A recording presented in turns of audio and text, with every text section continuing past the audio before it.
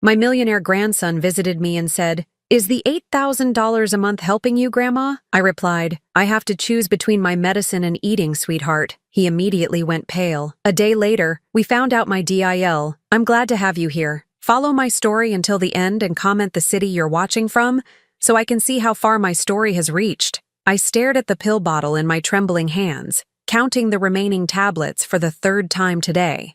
7 left. 7 pills between me and the crushing chest pain that had been my constant companion for months. The prescription label mocked me with its cheerful blueprint. Refill by March 15th.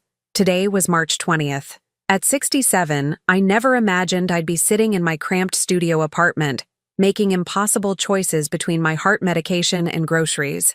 The Social Security check barely covered rent, leaving me with scraps for everything else. Pride had kept me from reaching out to family, but pride doesn't fill an empty stomach or stop a racing heart.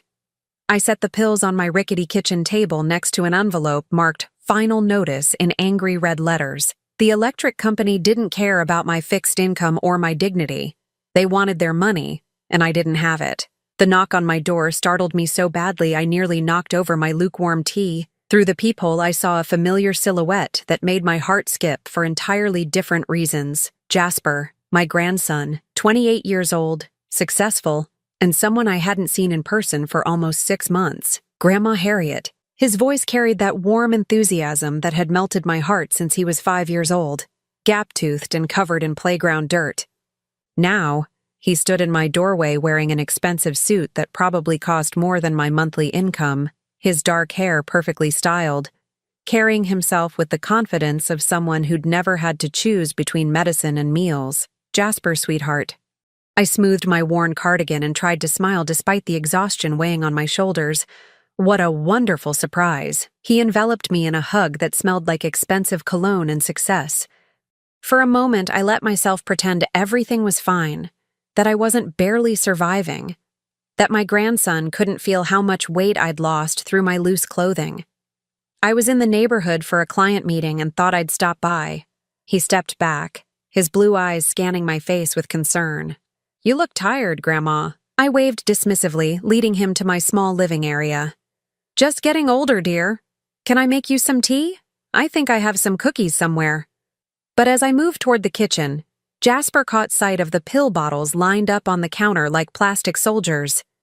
His expression shifted, and I watched his successful businessman facade crack slightly. "Grandma, are you taking care of yourself? Those are a lot of medications." Heat crept up my neck. "The doctor says they're necessary. Getting old isn't for the weak, as they say." Jasper settled onto my threadbare couch, looking around the apartment with new eyes. I followed his gaze, seeing my home through his perspective. The faded furniture I'd owned for decades, the empty refrigerator humming loudly in the corner, the stack of unpaid bills I'd tried to hide behind a decorative bowl. "The $8,000 I've been sending each month," he said suddenly, his voice careful and measured. "It's helping with all this, right? The medications, the bills, everything you need?" The words hit me like ice water. I gripped the back of my chair, my knees suddenly unsteady. "What $8,000? Jasper's face went white. Not pale, not concerned, white as fresh snow. "The money I send to Avalon every month, for your care. She said you needed help with medical expenses, groceries, utilities." His voice got smaller with each word. "She's been managing it for almost 2 years now." The room started spinning. 2 years. For 2 years, I'd been rationing pills, eating crackers for dinner, wearing sweaters indoors because I couldn't afford heating. For 2 years, I'd felt forgotten, abandoned, like a burden no one wanted to acknowledge. "Jasper," my voice came out as a whisper. "I haven't seen a penny of that money." The silence that followed was deafening. I watched my grandson's face cycle through confusion, realization, and finally, a rage I'd never seen before. His hands clenched into fists on his knees. "She told me you were too proud to take money directly from me," he said, his voice hollow. "She said you'd feel better if it came through her, like family helping family. She said you were doing well, that the money was making sure you were comfortable." I sank into my chair, the full weight of the betrayal settling over me like a suffocating blanket. Avalon, my daughter-in-law. The woman who called me twice a month with cheerful updates about her life, who visited occasionally with store-bought cookies and sympathetic smiles about how difficult it must be to live on a fixed income. She visits sometimes, I heard myself saying, as if from a great distance. Brings me little things, asks how I'm managing. She always seems so concerned, so caring. Jasper stood abruptly, pacing to my small window that overlooked the parking lot. His reflection showed a man grappling with a truth too ugly to accept. Grandma, I've been sending her $8,000 every single month. $64,000 over the past 8 months alone. She said it was barely enough to cover your needs, that your health was declining, that she was doing everything she could, but he turned to face me, his eyes bright with unshed tears. My God, what has she done? The question hung in the air between us, loaded with implications too terrible to voice. I thought about all the times Avalon had mentioned Jasper was so busy with work that he couldn't visit. All the times she'd sighed about how expensive everything has gotten when I'd mentioned struggling with bills. All the times she'd patted my hand and said she understood how hard it must be to feel forgotten by family. She hadn't just stolen money, she'd stolen my grandson's love, my family connection, my dignity. She'd let me believe I was unwanted while positioning herself as my savior to Jasper. I have to choose between my heart medication and eating, I said quietly, the words scraping my throat raw. I haven't had a proper meal in days. I've been wearing my winter coat inside because I can't afford to heat this place properly. Jasper's composure finally cracked. He pressed his palms against his eyes, his shoulders shaking. I thought I was taking care of you. I thought Avalon was making sure you had everything you needed. She sent me pictures of groceries she'd supposedly bought for you, receipts for medications she'd supposedly picked up. The cruelty of it stole my breath. Not only had Avalon robbed me, she'd created an elaborate fiction to cover her tracks. She'd probably bought those groceries for her own family, filled her own prescriptions, and photographed them as evidence of her charitable care. She's been playing us both, I whispered, the realization settling like lead in my stomach. Jasper wiped his eyes and straightened his shoulders, his grief transforming into something harder, more determined. Grandma, this ends now, today. I'm going to make sure you get every penny you should have received, and I'm going to make sure Avalon faces consequences for what she's done. But even as relief flooded through me at the promise of help, a colder fear took root. If Avalon had been this calculating, this manipulative for 2 years without either of us suspecting, what else had she been lying about? What other damage had she done that we hadn't discovered yet? As Jasper pulled out his phone to start making calls, I caught my reflection in the dark window. I looked like exactly what I was, a forgotten old woman, cast aside and left to struggle alone. But something in my eyes had changed. The resignation was gone, replaced by something I hadn't felt in years. Determination. Avalon had underestimated me. She'd seen an elderly woman and assumed I was helpless, voiceless, easily discarded.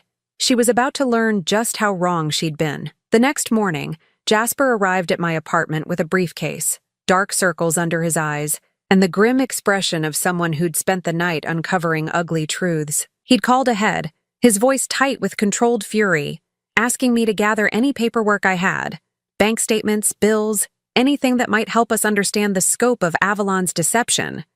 I'd spread everything across my kitchen table like evidence at a crime scene. Overdue notices, medical bills marked payment required, bank statements showing a balance that never seemed to climb above double digits. My entire financial life laid bare, a testament to 2 years of quiet desperation. I've been on the phone with my bank since 6 this morning, Jasper said, settling into the chair across from me. He opened his briefcase and pulled out a thick stack of printed statements. Every transfer, every receipt Avalon provided, every lie she told. It's all here. His hands shook slightly as he spread the papers between us.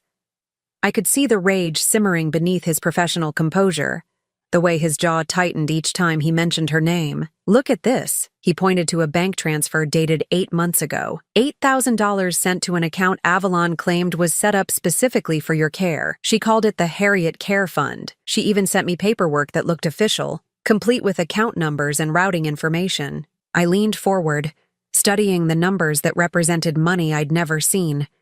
Help I'd desperately needed, but never received. Where did it actually go? Jasper's expression darkened.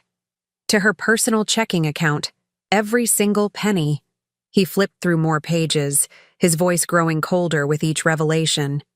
She'd wait a few days after each transfer, then move the money to different accounts. Some went to credit card payments for luxury purchases, some to a savings account she'd opened without my brother's knowledge. My brother, the casual way he said it reminded me that this betrayal cut even deeper than I'd realized. Avalon hadn't just stolen from me. She'd been stealing from her own husband's family, lying to her own stepson, manipulating the people who should have been able to trust her most. There's more, Jasper continued, pulling out his phone. These are text messages she sent me over the past year. He scrolled through screenshots, his face grim. Listen to this one from last Christmas. Harriet is doing much better thanks to your generosity. She was able to get her medications refilled and even bought herself a nice winter coat. She's so grateful but too proud to tell you herself. The words hit me like physical blows. Last Christmas, I'd spent the day alone, wearing my threadbare robe because my only winter coat had fallen apart. I'd eaten canned soup heated on my stove because I couldn't afford a proper holiday meal. Or this one from February, Jasper's voice was barely controlled. Had to take Harriet to the doctor today. Her heart condition is concerning, but thankfully we can afford the specialist now. She keeps saying she doesn't know what she'd do without family who cares. I pressed my hand to my chest, feeling the irregular flutter that had worsened over the winter months when I'd been skipping doses of my medication. I haven't seen a specialist in over a year, I whispered. I've been getting my prescriptions from the emergency clinic because I can't afford a cardiologist. Jasper set down his phone and reached across the table to take my hand. His was warm and steady. Mine was cold and trembling. Grandma, she created an entire fictional narrative. She made me believe you were not only okay, but actually thriving because of the money I was sending. I thought about Avalon's visits over the past 2 years, replaying them with this new, devastating context. The way she'd arrive with small gifts, a box of tea, a magazine, a potted plant, and present them as grand gestures of care. How she'd ask about my health with such apparent concern, making notes on her phone as if tracking my condition for medical purposes. She documented everything, I said slowly, the pieces falling into place. When she'd visit, she'd take pictures of my apartment, of me, of the little gifts she brought. I thought she was just being sentimental. She was building evidence, Jasper said grimly. Evidence of her supposed care. Look, he showed me photos on his phone that I recognized. Images of my living room, of me sitting in my chair wearing one of the cardigans she'd brought me, of my medicine cabinet with pills she'd supposedly helped me organize. But now I saw them differently. They weren't loving family photos. They were props in an elaborate performance, proof of a devoted daughter-in-law caring for her husband's grandmother. She'd probably sent these to Jasper as evidence of how she was spending his money. She told me you were too proud to accept money directly, Jasper continued. She said it would hurt your dignity to feel like charity, but that if it came through her, it felt more like family taking care of family. She made herself the hero of your story, Grandma. She made me believe she was sacrificing her time and energy to make sure you were comfortable. The manipulation was breathtaking in its completeness. Avalon hadn't just stolen money. She'd stolen my relationship with my grandson, my sense of being cared for, my hope that family mattered. She'd let me believe I was forgotten while convincing Jasper that she was my devoted caregiver. When I called her last night to confront her, Jasper said, his voice dropping to barely above a whisper. Do you know what she said? She asked if you'd been making up stories again. She suggested that your memory might be failing, that you were confused about the money situation. A chill ran down my spine. Even caught red-handed, Avalon was still manipulating, still trying to make me the problem. She was suggesting I was losing my mind rather than admitting her theft. She's been planning for this possibility, I realized with growing horror. All those times she'd mention my forgetfulness during visits, the way she'd correct me if I misremembered something small. She was laying groundwork to discredit me if I ever questioned her. Jasper nodded grimly. She's been more calculated than either of us realized, but she made one mistake. She underestimated how much I love you. When I saw the truth of your living situation yesterday, when I realized what she'd done, he squeezed my hand tighter. There's no story she could tell that would make me doubt you. I felt tears threatening, but they weren't tears of sadness anymore. They were tears of relief, of validation, of finally being believed after months of gaslighting I hadn't even recognized as such. What happens now? I asked. Jasper's expression hardened into something I'd never seen before. A cold determination that reminded me he was more than just my loving grandson. He was a successful businessman who'd built his career on reading people and handling complex problems. Now we gather evidence, he said, all of it. Every lie, every manipulation, every dollar she stole, and then we make sure she faces consequences for what she's done to you. But even as hope bloomed in my chest for the first time in months, I couldn't shake the feeling that we'd only scratched the surface of Avalon's deception. If she'd been this calculating about the money, what else had she been lying about? What other damage had she done that we hadn't discovered yet? As if reading my thoughts, Jasper's phone buzzed with a text message. His face went pale as he read it, then showed me the screen. It was from Avalon. Harriet called me very confused this morning, asking about money that doesn't exist. I'm worried her condition is deteriorating faster than we thought. Maybe it's time to consider assisted living options. The audacity took my breath away. Even now, even after being caught, she was still trying to control the narrative, still trying to paint me as the problem that needed to be managed. But this time, I wasn't alone. This time, I had someone who believed me, someone who could see through her lies. This time, Avalon had finally pushed too far. She has no idea what's coming, Jasper said quietly, his voice carrying a promise that sent a thrill of anticipation through me. No, she didn't, and I was going to enjoy watching her world crumble just as thoroughly as she'd tried to destroy mine. Avalon arrived at my apartment exactly when she said she would, 2 p.m. sharp, carrying a bouquet of grocery store flowers and wearing the concerned expression she'd perfected over 2 years of deception.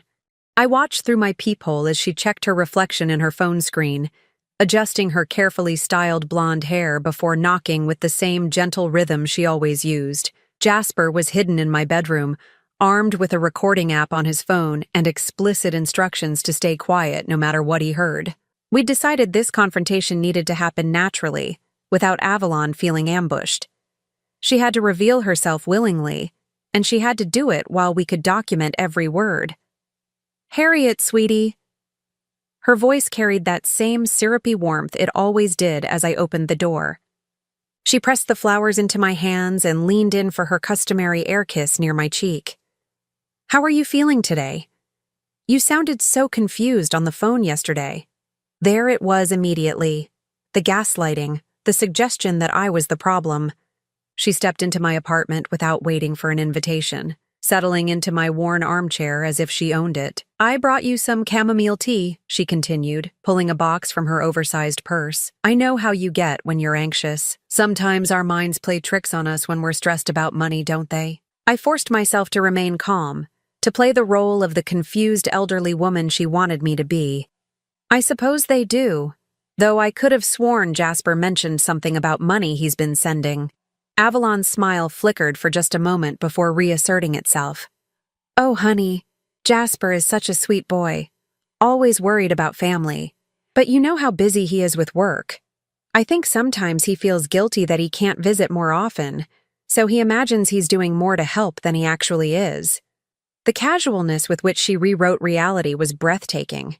She was sitting in my living room, surrounded by evidence of my poverty, calmly explaining away my grandson's attempts to help as figments of his imagination.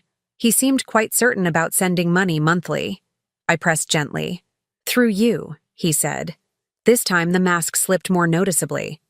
Avalon's perfectly manicured fingers drummed against her purse clasp, and her voice took on a slightly sharper edge. "Harriet, sweetheart, I think you might be mixing up conversations. You know how memory can be at our age." She was only 42, but she said "our age" as if we were peers. Sometimes we want something to be true so badly that we convince ourselves it is. I sat down across from her, studying the woman who'd been systematically destroying my life while wearing a mask of care. Everything about her was carefully constructed. The concerned expression, the gentle tone. even the way she sat with her hands folded in her lap like a dutiful daughter-in-law. Maybe you could call Jasper and ask him directly, I suggested, just to clear things up. For the first time, genuine alarm flashed in Avalon's eyes. Oh, I don't think we need to bother him at work. You know how important his job is. Besides, I just spoke to him yesterday, and he's very concerned about your confusion. She pulled out her phone and scrolled through her messages with practiced ease. Look, see? He texted me this morning asking how you were doing. He's worried about your mental state, Harriet. We all are. She turned the phone toward me, showing a text conversation, but I could see it was one-sided. All messages from Avalon to Jasper, with no responses visible. She was creating evidence in real time, documenting her supposed concern for his review. I told him I'd check on you today, she continued, typing rapidly. I'm going to let him know that you seem more confused than usual. It might be time to consider some additional care options. The threat was subtle but unmistakable. If I continued questioning her story, she'd escalate her claims about my mental deterioration. She'd push for assisted living, for someone else to make decisions about my life, conveniently removing me from any position to challenge her lies. You're very thoughtful to be so concerned, I said carefully. It must be difficult, managing everything for an old woman like me. Avalon's expression softened, apparently believing she'd successfully redirected the conversation. It is challenging sometimes, but that's what family does. We take care of each other, though I have to admit, the financial burden has been significant. My heart stopped. She was actually going to continue the lie even now, even when she thought I was too confused to challenge her effectively. Financial burden? I prompted. Well, yes. Your medical expenses, the groceries, the utilities we help with. It's not easy for a young family to support an elderly relative, especially with your increasing needs, she sighed dramatically. We stretch ourselves thin to make sure you're comfortable. I stared at her, watching this woman who'd stolen thousands of dollars from me claim she was making financial sacrifices for my care. The audacity was so complete, it was almost admirable. How much would you say you spend on me monthly?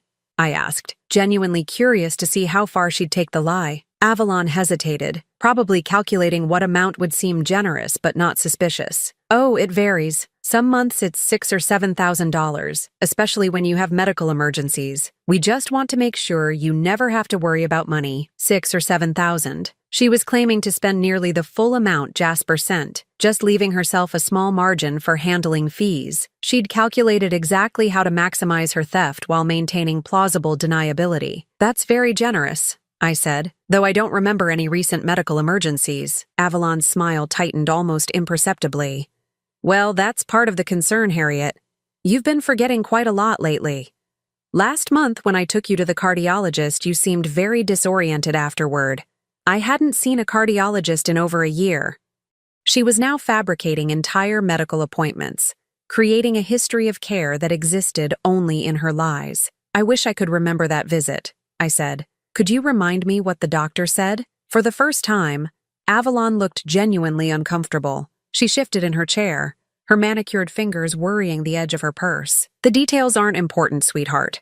What matters is that we're monitoring your condition closely. The doctor was pleased that we're able to afford the proper care for you. She was improvising now, speaking in generalities because she couldn't provide specifics about a medical appointment that had never happened, but she was still maintaining the central lie. That money was being spent on my care, that she was the hero managing my health. I'm so grateful, I said, my voice deliberately frail. I don't know what I'd do without you looking after me. Avalon's expression brightened, apparently convinced she'd successfully reinforced her narrative. That's exactly what I told Jasper. You're so dependent on the care we provide. It would be devastating if anything disrupted that support system. Another threat, wrapped in concern. She was reminding me that challenging her meant losing the very help she claimed to be providing. Of course, I now knew there was no help to lose, but she believed her manipulation was still working. Though I do worry, she continued, her voice taking on a conspiratorial tone, about what would happen if Jasper's business situation changed. Young men in demanding careers, you never know how long the success will last. My blood ran cold. She was already planning contingencies, preparing explanations for why the money might stop coming. She was thinking steps ahead, calculating how to maintain her story even if circumstances changed. "Jasper's business is unstable?" I asked. "Oh, not unstable exactly, but competitive, high stress. These young entrepreneurs, they burn out so quickly. I just want to make sure we have backup plans for your care if his financial situation changes." She was planting seeds of doubt about Jasper's reliability, setting up a narrative where she was the stable caregiver and he was the unpredictable variable. If questioned later about missing money, she could claim his business problems affected his ability to help. The sophistication of her manipulation was staggering. She wasn't just stealing money, she was constructing an entire alternate reality where she was indispensable and everyone else was unreliable. "You think of everything," I said, meaning it in a way she'd never understand. Avalon stood up, apparently satisfied that she'd reinforced her control. "I should go check on dinner preparations, but I'll text Jasper about our conversation today. He'll want to know how you're doing." She was going to report back to him about my supposed confusion, adding another layer to her documentation of my declining mental state. Every interaction was evidence in her carefully constructed case for my incompetence. "Thank you for the flowers," I said as she gathered her things, "and for everything else you do." "Of course, sweetie, that's what family does." She paused at the door, her hand on the knob. "Try not to worry about money matters, okay? Sometimes thinking too hard about finances can make the confusion worse. Just focus on staying comfortable and let us handle the complicated stuff." After she left, I sat in my chair for several minutes, processing what I'd just witnessed. Avalon hadn't just maintained her lies, she'd doubled down on them, adding new fabrications and threats with every exchange. Jasper emerged from the bedroom, his face pale with rage. "Did you hear all of that?" "Every word," he said, holding up his phone. "Medical appointments that never happened, financial support that doesn't exist, threats about your mental state if you don't comply." His voice was shaking with fury. "She's not just a thief, Grandma. She's a predator." I nodded, feeling strangely calm despite everything I'd just endured. She's been at this for so long, it's become natural to her. She actually believes her own lies at this point. "Not for much longer," Jasper said grimly. "Because now we have everything we need to destroy her." As I watched him scroll through the recording, documenting each lie for future reference, I felt something I hadn't experienced in years. The satisfaction of being proven right. Avalon had revealed herself completely, and she had no idea the trap she'd just walked into. The confrontation was over, but the real reckoning was just beginning. 3 days after recording Avalon's lies, Jasper returned to my apartment with a manila folder thick enough to choke on, and an expression that told me our investigation had uncovered something far worse than simple theft. He set the folder on my kitchen table with the reverence of someone handling evidence at a murder trial. "Grandma, I need you to sit down for this," he said, his voice carefully controlled. "What we found goes beyond the money, much deeper than either of us imagined." I settled into my chair, bracing myself. Over the past 72 hours, I'd assumed we'd documented everything. The stolen funds, the fabricated medical visits, the manipulation. But Jasper's expression suggested we'd barely scratched the surface. "I hired a private investigator," he began, opening the folder. "Someone who specializes in financial fraud. We traced every transaction, every communication, every lie Avalon has told over the past 2 years." He pulled out a stack of printed emails, bank statements, and phone records. "It started with this." He handed me a printout of an email dated 3 years ago, 6 months before the financial theft began. The sender was Avalon. The recipient was someone named Marcus Chen, listed as a family care coordinator. My hands trembled as I read her words. "Marcus, we discussed the elderly care situation. H is becoming more isolated and probably won't notice discrepancies in financial management. She's already expressing confusion about bills and medications. J is very busy with work and trusts me completely to handle family matters. I think we can proceed with the plan we discussed.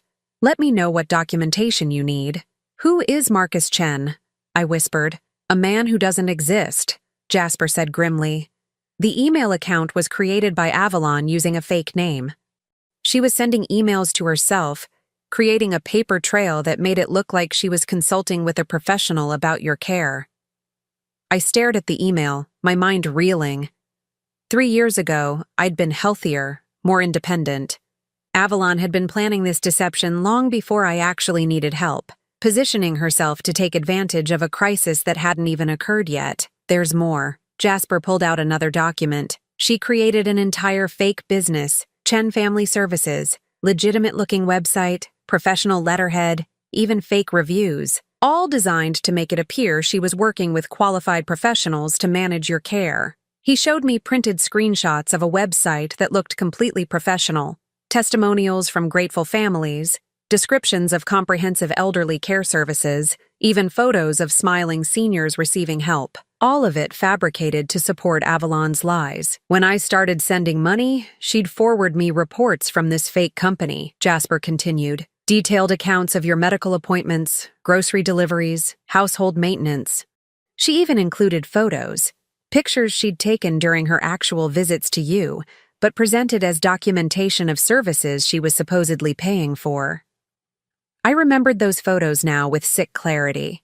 Avalon always had her phone out during visits, taking pictures of me in my chair, of my medicine cabinet, of my sparse refrigerator. I'd thought she was being sentimental, documenting our time together. Instead, she was creating props for an elaborate fraud. The grocery deliveries she documented, I said slowly, I never received them. Because she was buying groceries for her own family and photographing the receipts, Jasper confirmed. Same with the medications, the cleaning services, the medical equipment. Everything she claimed to purchase for you actually went to her own household. The sophistication of the deception was breathtaking. Avalon hadn't just stolen money. She'd created an entire fictional business infrastructure to justify the theft. She'd spent months building believable documentation before ever asking for financial help. But that's not the worst part, Jasper said, his voice dropping to barely above a whisper. He pulled out a different set of papers, phone records, text message logs, email communications. She was actively sabotaging your other relationships, making sure you stayed isolated and dependent on her. My blood turned to ice. What do you mean? Your neighbor, Mrs. Peterson. She tried to invite you to her granddaughter's birthday party last year. Do you remember getting that invitation? I frowned, searching my memory. No, I never heard about any party. Because Avalon intercepted the invitation. He showed me a printed email exchange between Avalon and Mrs. Peterson. She told your neighbor that you were having difficulties and that social gatherings were too overwhelming for your condition. She suggested Mrs. Peterson avoid future invitations to prevent upsetting you. The betrayal hit me like a physical blow. Mrs. Peterson had been my closest neighbor for 15 years. When she'd suddenly stopped including me in social activities, I'd assumed she was losing interest in our friendship. Instead, Avalon had systematically destroyed the relationship by portraying me as mentally fragile. Your cousin Janet in Portland tried to send you a care package last Christmas, Jasper continued relentlessly. Avalon contacted the shipping company and had it returned, claiming you'd moved and left no forwarding address. She then told Janet that you'd specifically asked not to receive any packages because they confused you. I felt the walls of my world crumbling around me. Janet had been my closest remaining family connection besides Jasper. When the Christmas cards stopped coming, when the occasional phone calls ended, I'd assumed she'd simply gotten busy with her own life. Instead, Avalon had systematically severed that relationship too. How many people? I asked, my voice barely audible. Jasper's expression was grim as he flipped through more documents. Everyone, Grandma. Every friend. Every family member. Every connection you had outside of her control. She created a systematic campaign to isolate you, making it appear that you were declining mentally and socially. He showed me a detailed log he'd compiled, dozens of intercepted communications, blocked invitations, redirected packages, and fabricated health updates. Avalon had appointed herself as my unofficial guardian, filtering all my interactions with the outside world.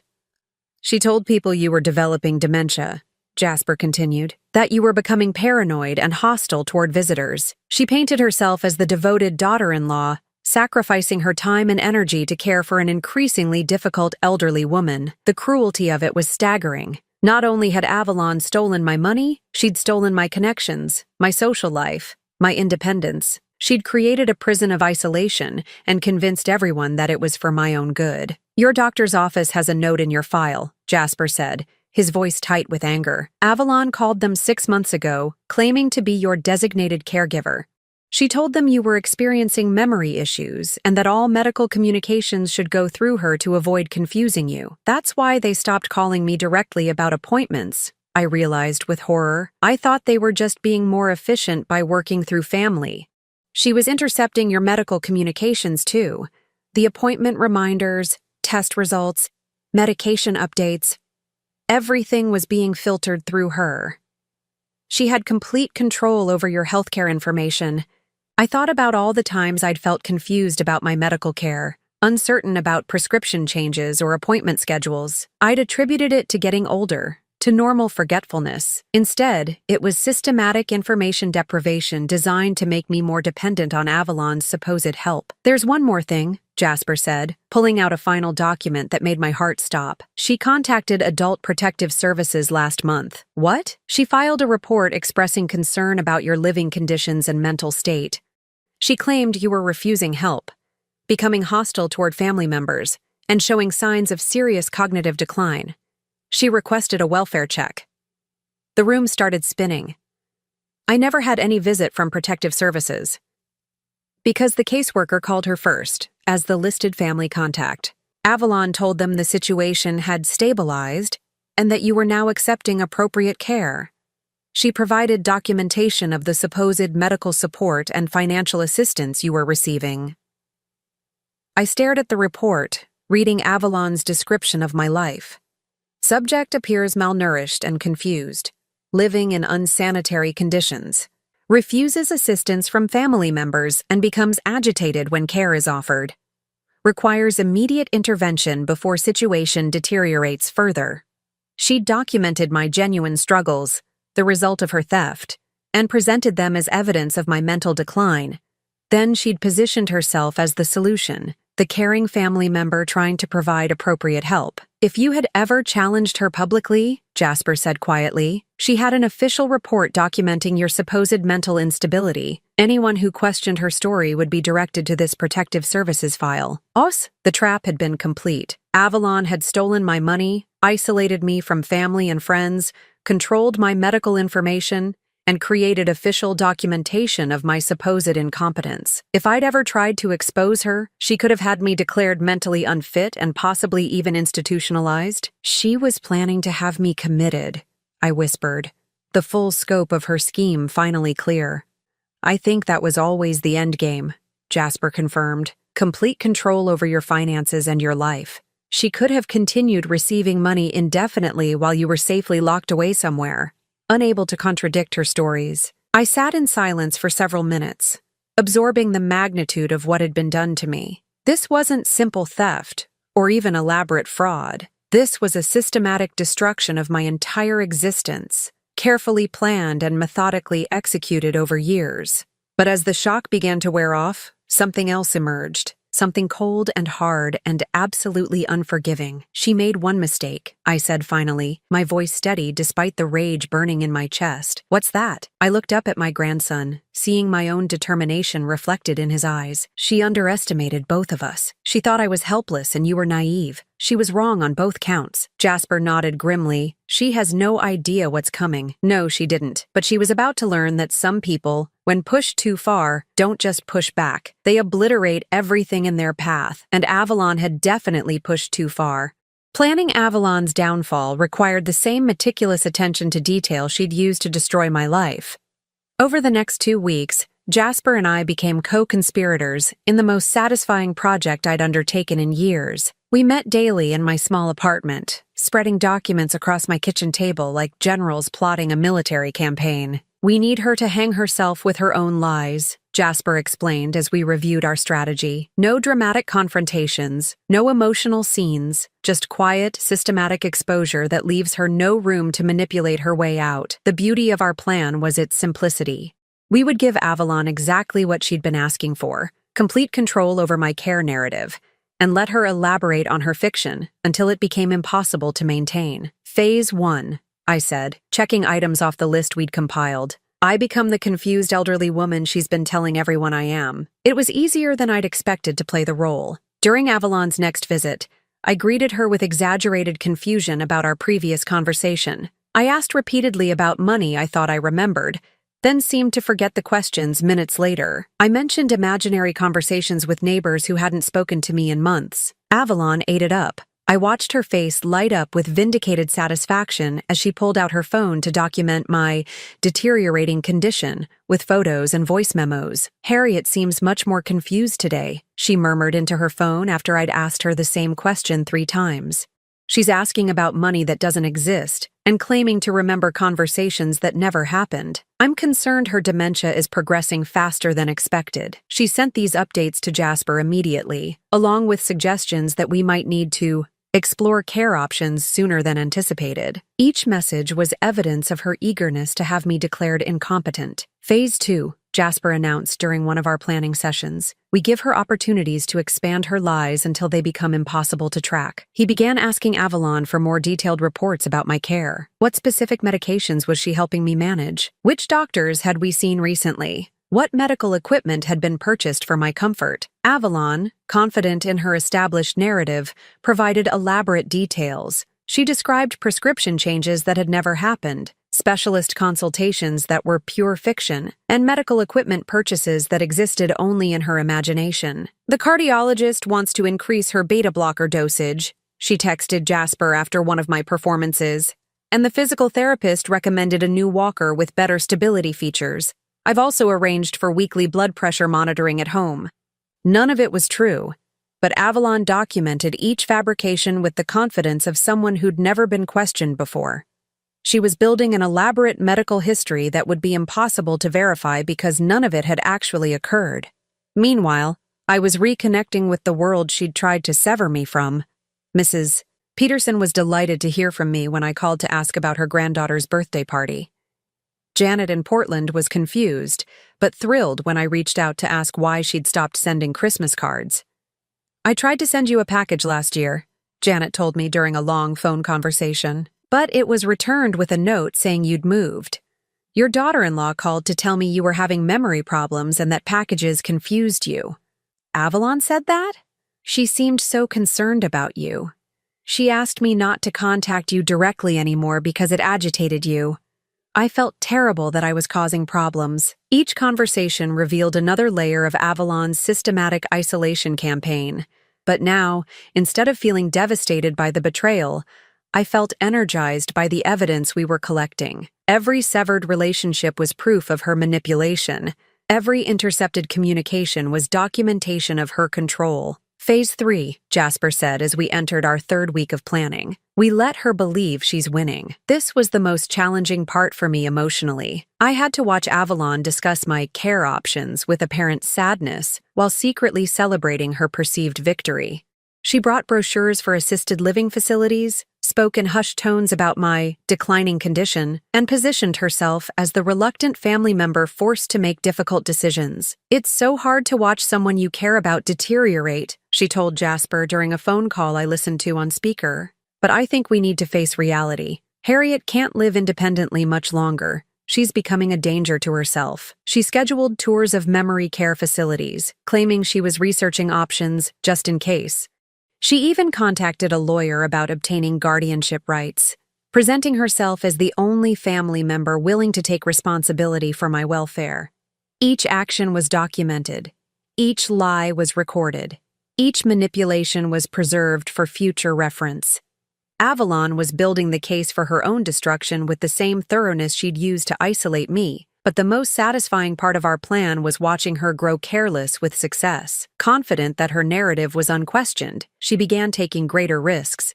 She started spending more of Jasper's money on obvious luxuries, a new car, expensive jewelry, home renovations that she claimed were accessibility improvements for my visits. I had to upgrade the guest bathroom for when Harriet stays with us, she texted Jasper with photos of a complete remodel that cost nearly $15,000. The old setup wasn't safe for someone with her mobility issues.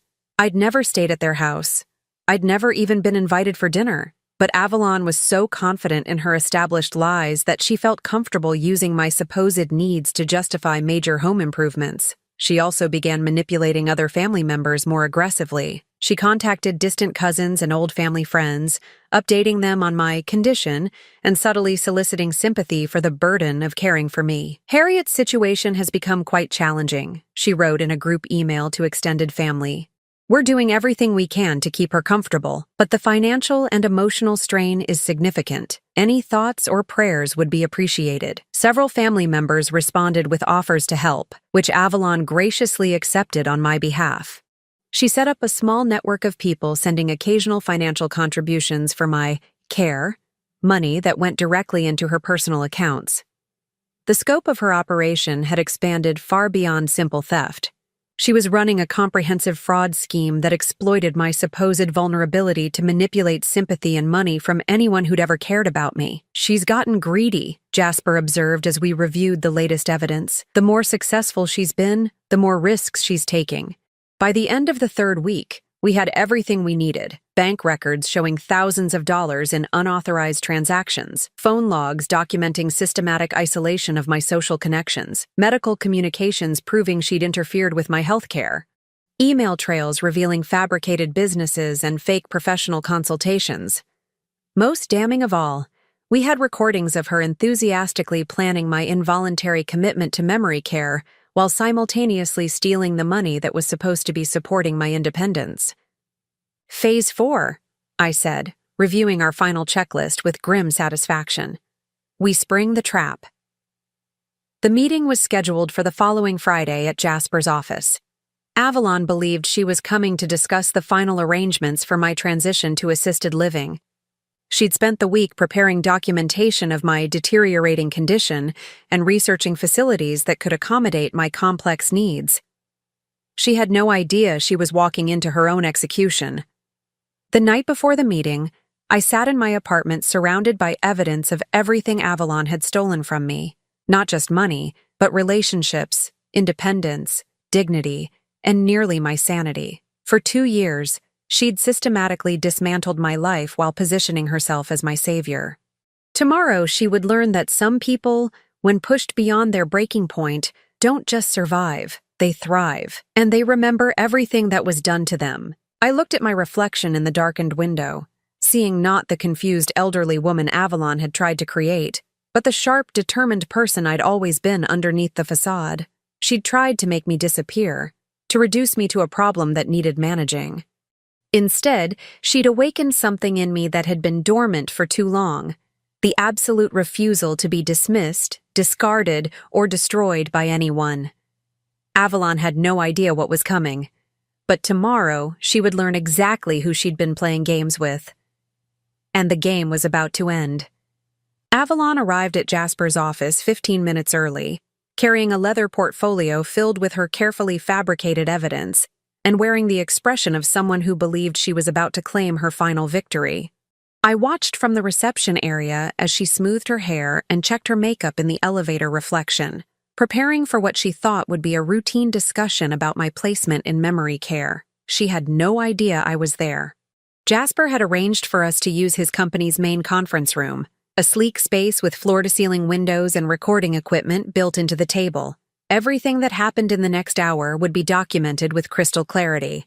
"Mrs. Avalon, thank you for coming," Jasper said formally as he led her into the conference room. "I've asked my grandmother to join us today. I thought it was important for her to be part of this conversation." The color drained from Avalon's face as I walked in behind them. For just a moment, her carefully constructed mask slipped, revealing genuine panic before she reasserted her concerned daughter-in-law expression. "Harriet, sweetie, I didn't expect to see you here," she said, her voice slightly strained. "Are you feeling up to such a long meeting? I know how these discussions can be overwhelming for you." I settled into the chair across from her, meeting her eyes with a clarity that made her shift uncomfortably. "I'm feeling quite sharp today, actually. The sharpest I've felt in months." Avalon glanced nervously between Jasper and me, clearly sensing that something had changed, but unable to identify the threat. "Well, that's wonderful. Though you know how these good days can be followed by more difficult ones." "Actually," Jasper said, opening his own portfolio, I think we should start by reviewing some documentation. Financial records, specifically. He spread the bank statements across the table. Every transfer, every stolen dollar, every fraudulent transaction clearly highlighted. Avalon's eyes darted across the papers, her breathing becoming shallow as the scope of the evidence became clear. These show every payment I've sent over the past 2 years, Jasper continued matter-of-factly. $160,000 total, all sent to accounts you controlled, supposedly for my grandmother's care. Avalon's hands trembled slightly as she reached for the papers. Yes, and as you can see, every penny was used for Harriet's needs. The medical expenses alone have been staggering. Really? I spoke for the first time since sitting down. Which medical expenses were those, specifically? The question hung in the air like a blade. Avalon looked at me with growing alarm, clearly recognizing that the confused elderly woman she'd been manipulating was nowhere to be found. Your cardiologist visits, the specialist consultations, the medications, she stammered. All the care we've discussed. Jasper pulled out another set of documents. These are medical records from my grandmother's actual doctors. No specialist visits in the past year. No cardiologist consultations. No prescription changes. In fact, her primary care physician has a note that all communications were being filtered through you, which prevented them from providing adequate care. Avalon's facade was cracking visibly now. Sweat beaded on her forehead despite the cool conference room temperature. There must be some confusion. I have documentation of all the medical care we've provided. You mean this documentation? I reached into my own bag and pulled out printed emails between Avalon and the fictitious Marcus Chen. The fake medical consultation business you created. The website that doesn't actually exist. The professional references that lead to disconnected phone numbers. The silence that followed was deafening. Avalon stared at the evidence of her own fabrications, her mouth opening and closing without sound. For 2 years, she'd been the one controlling information, managing narratives, deciding what truth looked like. Now she was faced with actual truth, and she had no response prepared. Or perhaps you meant this documentation, Jasper added, placing the phone records on the table. The systematic interception of my grandmother's communications with family and friends, the lies you told to isolate her from everyone who cared about her. Avalon finally found her voice, but it came out as a desperate whisper. Harriet was confused. I was protecting her from situations that would have agitated her condition. What condition? I asked sharply. The condition you invented? The dementia you fabricated to justify controlling my life. I leaned forward, my voice dropping to a deadly calm. For 2 years, you convinced my grandson that I was well cared for while I was choosing between heart medication and food.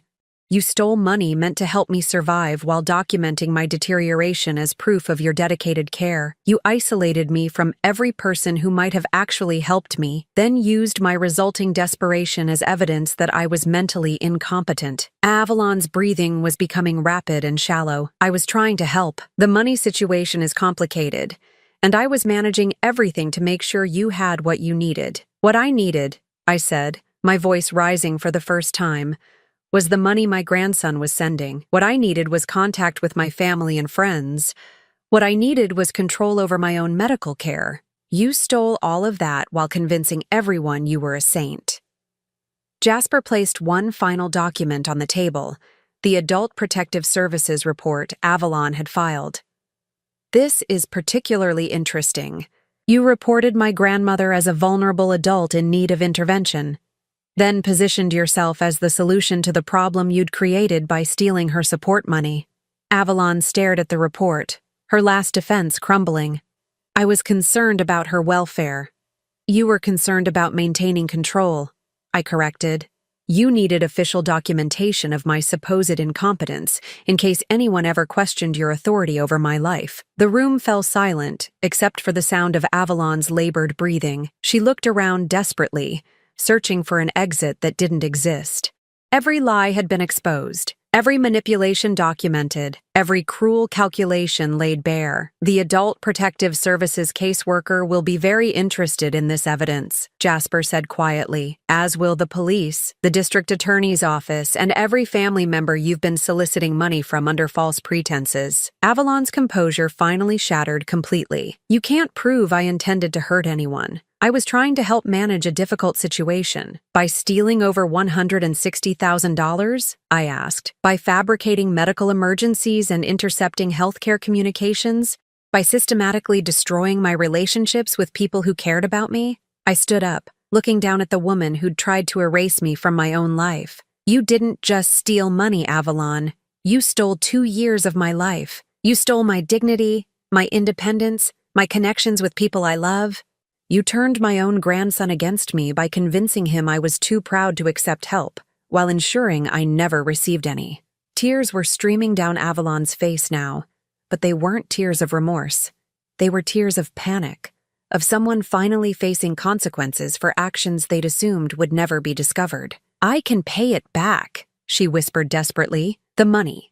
I can return all of it. We don't need to involve other people in this family matter. This stopped being a family matter the moment you decided to systematically destroy an elderly woman's life for profit, Jasper said coldly. This is now a criminal matter. I reached for my purse, pulling out a thick envelope. These are letters from every person you convinced to stop contacting me. Family members, friends, neighbors, all the people who cared about me but were told I was too mentally fragile to maintain relationships.